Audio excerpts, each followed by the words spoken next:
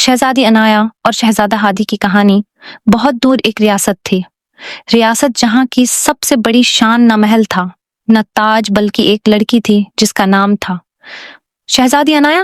اس کی انٹری عام شہزادیوں جیسی نہیں تھی۔ جب وہ دربار میں داخل ہوتی تو لگتا ہوا رک گئی ہو، پرندے خاموش ہو گئے ہوں اور سب لوگ اس کی آنکھوں کی چمک میں کھو جاتے۔ شہزادی عنایا صرف خوبصورت نہیں تھی، وہ ضدی بھی تھی اور بہت ذہین تھی، اور اس کی ایک عجیب شرط تھی: میں کسی بھی شہزادے سے شادی تبھی کروں گی جب وہ میری 3 شرطیں حل کرے۔ ریاست کے ہر کونے سے شہزادے آئے، کسی نے گھوڑا دکھایا، کسی نے تلوار، لیکن جب شرطیں سنے تو سب کا رنگ اڑ گیا۔ ہر شہزادہ ہار کر واپس چلا گیا۔ دربار خاموش تھا، سب کو لگا شاید کوئی بھی اس کے سوالوں کا جواب نہیں دے پائے۔ پھر ایک دن محل کے بڑے دروازے آہستہ آہستہ کھلے اور وہاں سے قدم رکھتا ہے ایک شہزادہ ہادی۔ نہ اس کے ساتھ سپاہیوں کا شور تھا، نہ تاج کا بوجھ، بس ایک مسکراہٹ اور آنکھوں میں ایک عجب سی روشنی۔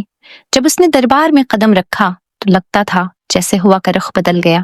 شہزادی عنایا نے اسے دیکھا اور پہلی بار دل میں سوچا، یہ شہزادہ باقی سب سے مختلف ہے۔ عنایا نے غرور بھری آواز میں کہا، وہ چیز لاؤ جو سب دیکھتے ہیں مگر چھو نہیں سکتے۔ دربار میں خاموشی چھا گئی، سب سوچنے لگے یہ تو ناممکن ہے، لیکن ہادی مسکرایا، رات کے آسمان کی طرف اشارہ کیا اور بولا، چاند اور تارے سب دیکھتے ہیں مگر کوئی چھو نہیں سکتا۔ سب کی سانسیں رک گئیں۔ پھر دربار میں گونج اٹھی۔ وہاں عنایا نے دوسری شرط رکھی، ایک ایسی کہانی سناؤ جس میں خوشی بھی ہو، آنسو بھی، اور آخری جملہ صرف ایک لفظ کا ہو۔ ہادی نے کہانی سنائی، ایک مزدور تھا جو غربت میں بھی مسکراتا تھا۔ جب اس کا بچہ پیدا ہوا اس کی آنکھوں میں خوشی کے آنسو بھر آئے، اور جب وہ بچہ مر گیا اس کے آنسو کبھی رکے نہیں۔ پھر ہادی نے کہا، زندگی شہزادی کی آنکھوں میں آنسو چمک اٹھے، پہلی بار اس کا دل جھک گیا۔ تیسری شرط آئی۔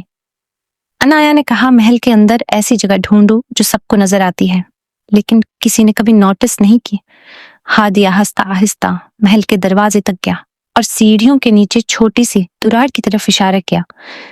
یہ جگہ سب کے سامنے ہے، لیکن لوگ اوپر کے شاندار محل کو دیکھتے ہیں اور نیچے کے سچ کو کبھی نہیں۔ شہزادی عنایا کا دل زور سے دھڑکنے لگا۔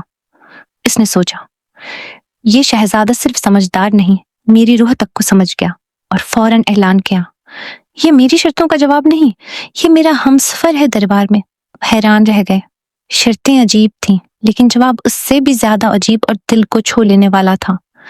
یوں شہزادہ ہادی نے ثابت کر دیا کہ دل جیتنے کے لیے صرف تلوار نہیں، دماغ اور محبت دونوں ضروری ہیں۔